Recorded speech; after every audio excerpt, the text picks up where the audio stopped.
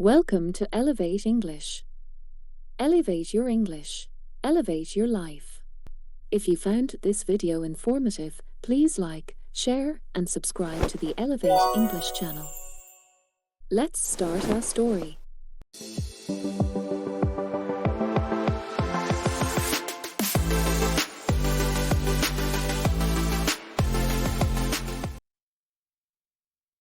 In the Garden of Memories. The town of Arbor Hills was known for its towering oak trees, its cobbled streets, and, most notably, its charming little bookstore at the corner of Elm and Maple. The Book Nook had been a staple in the town for as long as anyone could remember, owned and run by a quiet, thoughtful woman named Lily. The shop was more than just a place to buy books, it was a sanctuary for those who loved the written word, a place where time seemed to slow down, where readers could lose themselves in a world of imagination. Lily had inherited the Book Nook from her grandmother, a woman whose love for literature had shaped the town in ways that still rippled through the generations. Lily, though quiet and reserved, had always felt a deep connection to her grandmother, even after her passing. She ran the bookstore with the same care and love, always ensuring that it remained a safe space for everyone who walked through the door.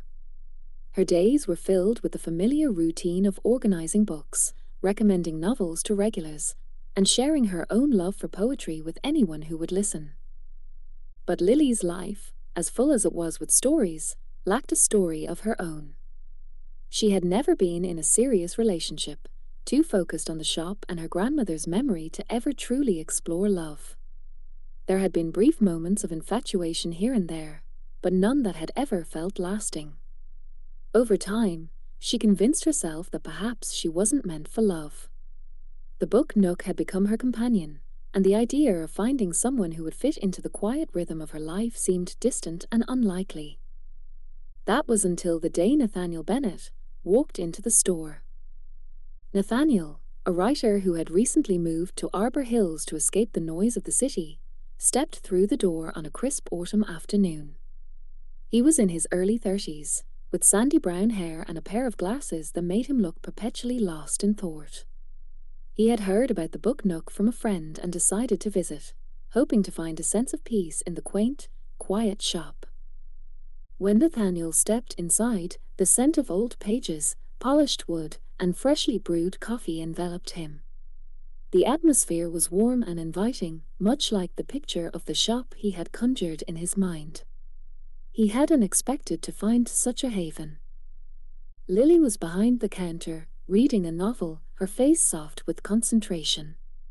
She looked up when she heard the bell above the door chime. Their eyes met, and Nathaniel was momentarily caught off guard by the intensity in her gaze. She looked like someone who carried the weight of generations in her bones, someone who belonged to the past yet was very much alive in the present. "Can I help you find something?" Lily asked, her voice gentle, yet with a note of quiet curiosity. Nathaniel smiled, feeling a warmth spread through him. "I'm just browsing, actually. I've heard good things about this place." Lily returned the smile, her eyes flickering with a hint of pride. "It's a little piece of home," she said, standing and gesturing to the shelves filled with books of every genre. "We have a little bit of everything. If you need any recommendations, feel free to ask." Nathaniel nodded and wandered over to the poetry section, his fingers tracing the spines of the books. Poetry was his first love, the thing that had inspired him to become a writer. He spent hours reading poems as a child, losing himself in the rhythm and beauty of the words. He often found solace in the pages of poets who spoke of longing, hope, and love, emotions that he had long since buried within himself. Lily watched him from the counter, noticing the way he moved with purpose, the way he seemed to devour each book with his eyes. There was something familiar about him, something that made her heart stir. But she quickly shook the thought away. She didn't have time for distractions. She was content with the life she had. Nathaniel picked up a book of Emily Dickinson's poems and turned to Lily. "I've always loved her work," he said, his voice soft but earnest. There's something about the way she captures emotions that feels so raw.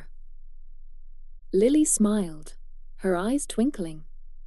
She has a way of cutting through the noise and getting straight to the heart of things. A rare gift. Nathaniel chuckled. I've always admired that. I wish I could write like that, simpler, yet more profound. Writing is a journey, Lily said. You have to start somewhere, and sometimes it takes time to find your voice. There was a long pause between them, the silence filled only by the soft rustling of pages. It wasn't uncomfortable, but it was different, more intimate than either of them had expected. Finally, Nathaniel broke the quiet. I'm new to town. Just moved here, actually. I thought a small place like this might be the perfect escape. Lily nodded, a knowing smile on her lips. It's a good place to find peace. Arbor Hills has a way of doing that to people. Nathaniel smiled, his eyes softening as he took in the warmth of the shop. I think I'll be spending a lot of time here. And so, the days passed. Nathaniel continued to visit the book nook regularly. He would spend hours there, not just reading but also talking to Lily. They would discuss everything from literature to their childhoods, their hopes for the future, and the lives they had left behind. Nathaniel learned that Lily's grandmother had been the heart of the town, a woman who had touched the lives of many through her books and her kindness. Lily, in turn, discovered that Nathaniel's move to Arbor Hills had been a choice born out of loss, a desire to find something that he couldn't quite name in the chaos of the city. As their friendship deepened, so did the unspoken connection between them. Lily began to feel a fluttering in her chest every time Nathaniel walked into the store, his warm smile and easy laugh making her heart beat a little faster. She found herself waiting for his visits, wondering what he would say next, what he would share. Nathaniel, too, had started to notice how much he looked forward to seeing Lily, how her presence seemed to fill a space inside him that he hadn't even realized was empty. One evening, as winter's chill set in and the first snow of the season fell outside, Nathaniel came into the shop, his face flushed from the cold. Lily was tidying up the counter, her movements slow and deliberate. When she looked up and saw him standing there, she smiled. You made it in time, she said, nodding toward the small kettle on the counter. I was just about to make some tea. Would you like some? Nathaniel smiled, stepping closer. I'd love that. As Lily prepared the tea, the soft hum of the shop seemed to fill the air, wrapping them in a comfortable silence. Nathaniel watched her as she moved about the space, her movements graceful and effortless. He couldn't deny that he was drawn to her in a way that was deeper than just admiration. There was something about her, the way she carried herself, the warmth in her eyes, the gentleness in her voice, that made him feel as though he had known her forever. Lily set the cups down on the counter and sat across from him, her fingers tracing the edge of her cup. It's beautiful outside, she said, her gaze drifting toward the window. The first snowfall always feels like a new beginning. Nathaniel nodded. I agree. It's like the world is pressing pause for a moment, letting everything reset. Their eyes met, and for a moment, the world outside ceased to exist. Lily felt her heart quicken, and Nathaniel couldn't bring himself to look away. There was an electricity between them, something undeniable.